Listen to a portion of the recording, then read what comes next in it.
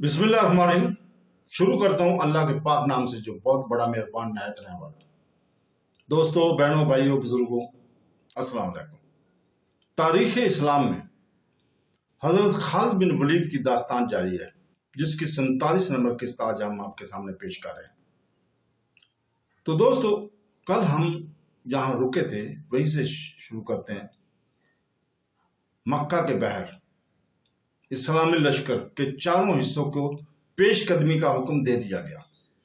20 रमजानुल मुबारक 8 हिजरी 11 जनवरी 630 ईस्वी का दिन इस्लामी लश्कर के 3 हिस्से अपने रास्तों से गुजर कर मक्का में दाखिल हो गए। किसी तरफ से इन पर एक तीर भी ना आया। शहर का कोई दफा ना था। कुरैश की कोई तलवार न्याम से बाहर न निकली। लोग घरों में बंद रहे। किसी किसी मकान की छत पर कोई औरत या बच्चे खड़े नजर आते थे। मुसलमान चौकन्ने थे। शहर का सकूत मशकूक और डरावना था। ऐसा लगता था जैसे इस सकूत से कोई तूफान उठने वाला है। शहर से कोई तूफान ना उठा। तूफान उठाने वाले 2 आदमी थे, एक अकरमा और दूसरा सफवान। दोनों शहर में नहीं थे। कई और आदमी शहर में नहीं थे और वो करीब ही कहीं छुपे हुए थे। वो रात को बाहर निकल गए थे। इनके साथ तीर अंदाज भी थे। ये एक जैश था जो इस पहाड़ी रास्ते के करीब जा पहुंचा था, जो हजरत खालिद बिन वलीद के दस्ते की पेशकदमी का रास्ता था। अकरमा और सफवान को मालूम नहीं था कि इस इस्लामी दस्ते के कायद हजरत खालिद बिन वलीद होंगे। अकरमा और सफवान का एक आदमी कहीं बुलंदी पर था। इसने हजरत खालिद बिन वलीद को पहचान लिया और ऊपर से दौड़ता नीचे गया। ऐ सफवान, इस आदमी ने सफवान से कहा, क्या तू हमें इजाजत देगा कि तेरी बीवी के भाई को हम कत्ल कर दें? मेरी आंखें धोखा नहीं खा सकती। मैंने खालिद को देखा है। अपने कबीले की इज्जत और गैरत से बढ़कर मुझे कोई और अजीज नहीं है। सफवान ने कहा, अगर खालिद मेरी बहन का खामद होता तो आज मैं अपनी बहन को बेवा कर देता। मत देखो कौन किसका भाई, किसका बाप और किसका खामद है। अकरमा ने कहा, खालिद मेरा भी कुछ लगता है, लेकिन आज वो मेरा दुश्मन है। हजरत खालिद बिन वलीद का दस्ता और आगे आया तो इस पर तीरों की पहली बुछाड़ आई। हजरत खालिद बिन वलीद ने अपने दस्ते को रोक लिया। ऐ अहले कुरैश, हजरत खालिद बिन वलीद ने बड़ी बुलंद आवाज से कहा, हमें रास्ता दे दोगे तो महफूज रहोगे। हमारे रसूल सल्लल्लाहु अलैहि वसल्लम का हुक्म है कि इस पर हाथ ना उठाना जो तुम पर हाथ नहीं उठाता। क्या तुम्हें अपनी जाने अजीज नहीं? मैं तुम्हें सिर्फ एक मौका दूंगा। तीरों की एक और बुछाड़ आई। हम तेरे रसूल सल्लल्लाहु अलैहि वसल्लम के हुक्म के पाबंद नहीं। खालिद, अकरमा ने ललकार कर कहा, हिम्मत कर और आगे आ। हम हैं तुम्हारे पुराने दोस्त सफवान और अकरमा। तुम मक्का में जिंदा दाखिल नहीं हो सकेगा। हजरत खालिद बिन वलीद ने तीरों की दूसरी बुछाड़ से मालूम कर लिया था कि दुश्मन कहाँ है। हजरत खालिद बिन वलीद ने अपने दस्ते को रोक कर पीछे हटा लिया और अपने कुछ आदमियों को पहाड़ियों के ऊपर से आगे बढ़ने और तीर अंदाजों पर हमला करने के लिए भेज दिया। अकरमा और सफवान हजरत खालिद बिन वलीद के इन आदमियों को ना दे सके। थोड़ी सी देर में ये आदमी दुश्मन के सर पर जा पहुंचे। वादी से हजरत खालिद बिन वलीद ने खुद बोल दिया, हल्ला बोल दिया, जो इस कदर तेज और शिद्दत था कि कुरैश के पांव उखड़ गए। हजरत खालिद बिन वलीद ने ऊपर से भी हमला कराया था और नीचे से भी। कहां हो अकरमा? खालिद ललकारने लगा। कहां हो सफवान? वो दोनों कहीं भी नहीं थे। वो खालिद के हल्ले की ताब ना ला सके और खालिद को नजर आए बगैर कहीं भाग गए। इनका जैश भी लापता हो गया।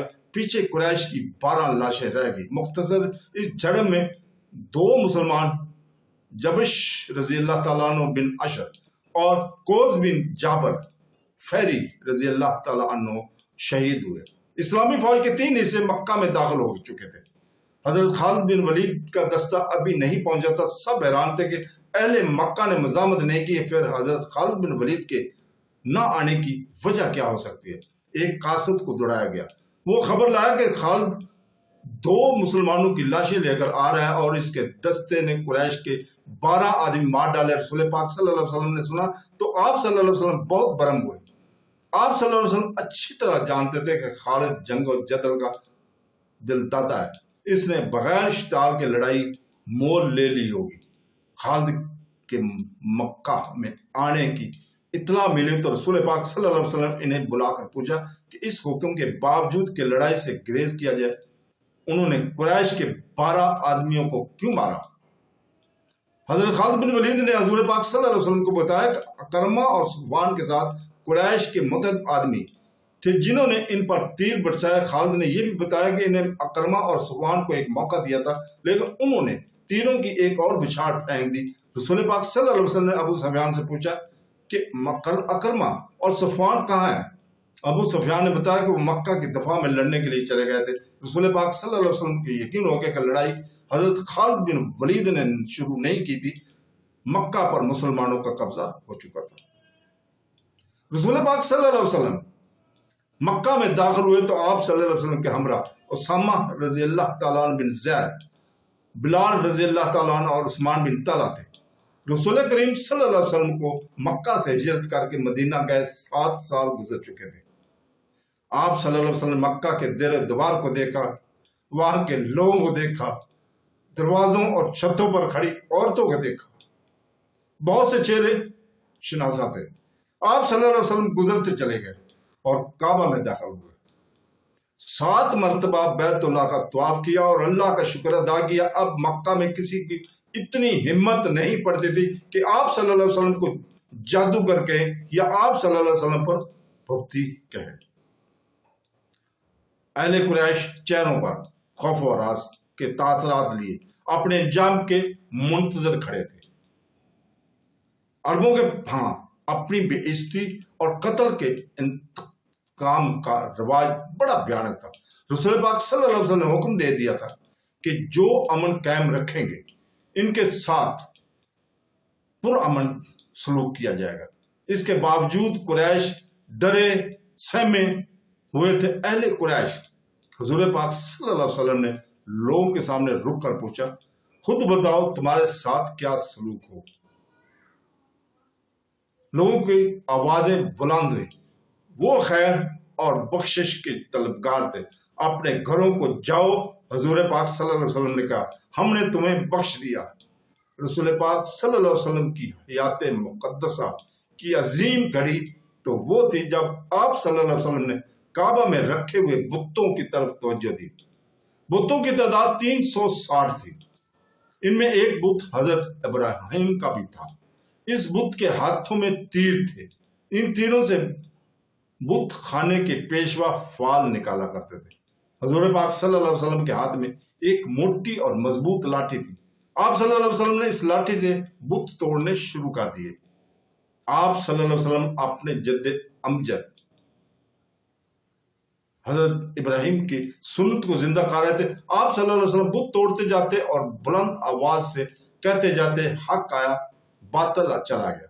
बेशक बातिल को चले जाना था। मुअर्रिख लिखते हैं कि ऐसा लगता था जैसे ये सदाएं हुजूर पाक सल्लल्लाहु अलैहि वसल्लम की लाठी की हर ज़रब से काबा की दीवारों से उठ रही हूं।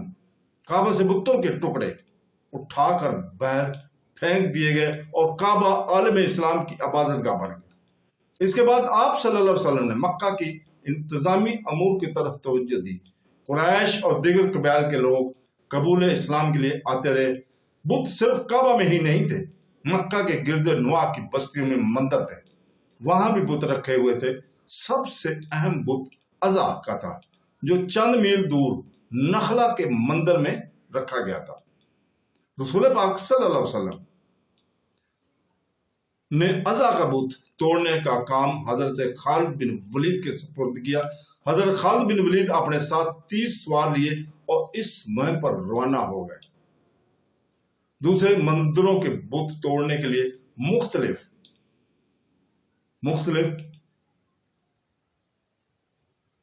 जैश रवाना किए गए। अज़ा का बुत अकेला नहीं था, चूंकि ये देवी थी इसलिए इसके साथ छोटी देवियों के बुत भी थे। हजरत खालिद बिन वलीद वहां पहुंचकर तो मंदिर का फरोत इसके सामने आ गया। इसने इल्तिजा की कि इनके बुत ना तोड़े जाएं, मुझे अज़ा का बुत दिखाओ। हजरत खालिद बिन वलीद ने नयाम से तलवार निकालकर फरोत से पूछा। फरोत मौत के खौफ से मंदिर के एक बगली दरवाजे में दाखिल हो गया। حضرت خالد بن ولید اس کے پیچھے گئے، ایک کمرے میں گزر کر اگلے کمرے میں گئے تو وہاں ایک دیوی کا بڑا ہی خوبصورت بت چبوترے پر رکھا ہوا تھا۔ فروخت نے بت کی طرف اشارہ کیا اور بت کے آگے فرش پر لیٹ گیا۔ مندر کی داسیاں بھی آگے۔ خالد رضی اللہ تعالیٰ نے تلوار سے اس حسین دیوی کا بت توڑ ڈالا، اپنے سواروں سے کہا کہ بت کے ٹکڑے بیر بکھیر دیں۔ فروخت داڑے مار مار کر رو رہا تھا، داسیاں بین کر رہی تھیں۔ خالد بن ولید نے دیویوں کے بت بھی توڑ ڈالے اور گرج کر فروخت سے کہا، کیا اب بھی تم اس دیوی مانتے ہو جو اپنے آپ کو ایک انسان سے نہ بچا سکی؟ فروخت تھڑے مارتا رہا۔ حضرت خالد بن ولید فاتحانہ انداز سے اپنے گھوڑے پر سوار ہوئے اور اپنے سواروں کو واپسی کا حکم دیا۔ جب حضرت خالد بن ولید 3 سواروں کے ساتھ مندر سے دور چلے گئے تو فروخت نے جو دھاڑے مار کر رو رہا تھا بڑی زور سے کہہ کر لگایا۔ پجار نے جو بین کر رہی تھی وہ بھی ہنسنے لگے۔ عزا کی توہین کوئی نہیں کر سکتا۔ فروخت نے کہا، خالد جو خود عزا کا پجاری ہوا کرتا تھا بہت خوش ہو کر گیا ہے کہ اس نے عزا کا بت توڑ ڈالا ہے۔